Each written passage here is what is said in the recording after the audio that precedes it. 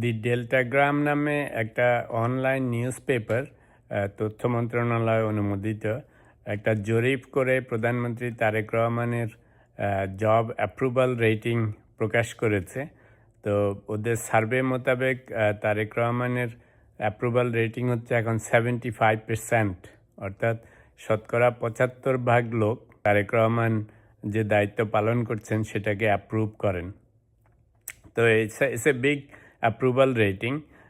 তার মধ্যে ওরা ডিভিশন ওয়াইজও দেখিয়েছে কোন ডিভিশনে ওনার জনপ্রিয়তা বেশি, অর্থাৎ ওনার যে দায়িত্ব পালন করতেছেন সেটা কোন ডিভিশনে সবচেয়ে বেশি মানুষ পছন্দ করতেছে। তো দেখা যাচ্ছে রংপুর ডিভিশনে 83% সবচেয়ে বেশি, আর সবচেয়ে কম হচ্ছে ঢাকা ডিভিশনে 70%। তো 70% is already a huge high rating. তো এই যে জব অ্যাপ্রুভাল রেটিংটা, এটা সাধারণত আমেরিকাতে খুব করে থাকে। আমেরিকাতে প্রেসিডেন্টদের জব অ্যাপ্রুভাল রেটিং, যে জনগণ প্রেসিডেন্টের কাজকর্মকে কীরকম সমর্থন করে, এইটা ওপিনিয়ন পোল দিয়ে রেগুলার বেসিসে ওরা ট্র্যাক করে। তো এইটা দিয়ে দেখানো হয় যে প্রেসিডেন্টের জনপ্রিয়তা কেমন। তো বাংলাদেশে আগে খুব বেশি শুনি নাই যে প্রাইম মিনিস্টারদের অ্যাপ্রুভাল রেটিংয়ের উপরে নানা রকম পোল করে। তো দেখে জিনিসটা ইন্টারেস্টিং মনে হয়েছে। সরকার গঠনের 4 মাস পরে ওরা জুন পর্যন্ত কভার করেছে মনে হয়। তো বাট পাবলিশ করেছে রিসেন্টলি জুলাই 7।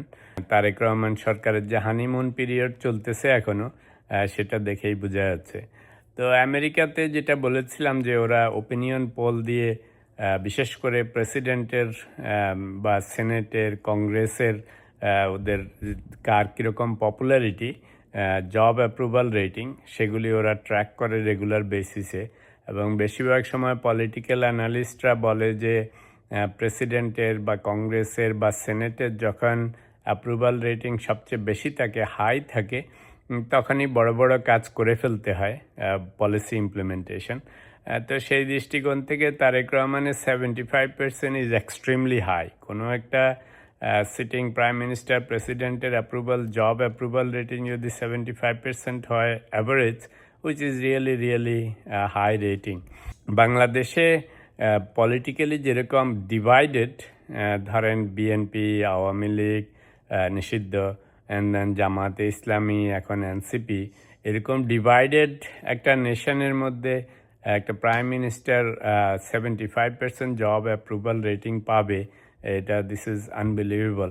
তবে আমার মনে হয় একটা হতে পারে যে দলমত নির্বিশেষে, দলীয়ভাবে যদিও অনেক ডিভিশন আছে, ডিফারেন্স অফ ওপিনিয়ন আছে, কিন্তু তারেক রহমানের বেলায় আসলে অনেকেই হয়তো পজিটিভ ওপিনিয়ন দিচ্ছেন, যেটা খালেদা জিয়ার ক্ষেত্রেও অনেকটা প্রযোজ্য ছিল। বেগম খালেদা জিয়া ইভেন মারা যাওয়ার সময়ও আপনি দেখেছেন বিভিন্ন দল থেকে পলিসি ডিফারেন্স ছিল, কিন্তু ইন্ডিভিজুয়াল হিসাবে, প্রাইম মিনিস্টার হিসাবে, দেশনেত্রী হিসাবে ওনার বেলায় সবাই পজিটিভ ভিউ দিত। তো দেখা যাক তারেক রহমান এটা কন্টিনিউ করতে পারেন কিনা।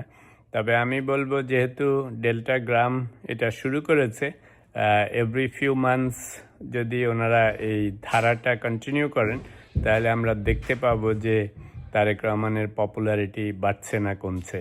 তো সাথে যদি আমেরিকা যেরকম করে senate, congress as a whole, তো এরা যদি ফ্রম টাইম টু টাইম আমাদের পার্লামেন্টের উপরেও করে, সংসদের উপরে, যে সংসদের জব অ্যাপ্রুভাল রেটিং কেমন অ্যাজ এ হোল, সেটাও বোঝা যাবে। তাহলে বোঝা যাবে যে প্রাইম মিনিস্টারের অ্যাপ্রুভাল রেটিংয়ের সাথে সংসদের অ্যাপ্রুভাল রেটিং কন্ট্রাস্টটা বোঝা যাবে।